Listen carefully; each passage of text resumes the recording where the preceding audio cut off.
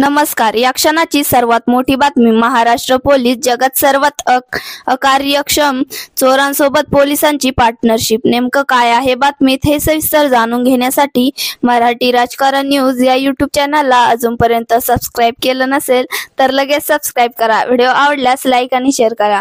मुख्यमंत्री देवेंद्र फडणवीस यांनी चोहोबाजूने नाकाबंदी करताच चवताळलेल्या मिंध्यांनी आता थेट फडणवीसांच्या गृह खात्यावरच लाच्छन लावले आहे. महाराष्ट्र पोलीस हे जगात सर्वात अकार्यक्षम असल्याची बेताल बडबड बुलढाण्याचे गद्दार आमदार संजय गायकवाड यांनी केली आहे. दरम्यान रात्री उशिरा पोलिसांनी स्वतःच आमदार गायकवाड यांच्यावर गुन्हा दाखल केला.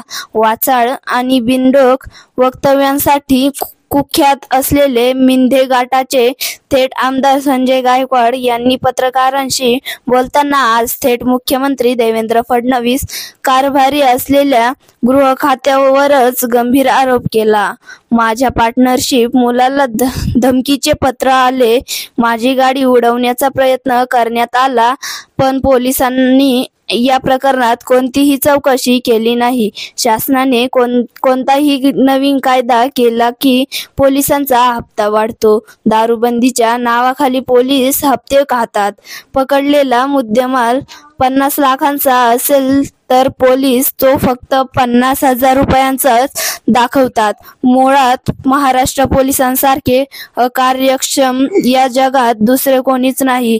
आमदार संजय गायकवाड यांचा सुटलेला तोल पाहून पत्रकारही अवाक झाले. आमदार संजय गायकवाड यांच्या बेताल वटवटीने मुख्यमंत्री देवेंद्र फडणवीस चांगलेच भडकले. उपमुख्यमंत्री एकनाथ शिंदे यांनी या बडबडीला लगाम घातला पाहिजे असे फडणवीस म्हणाले.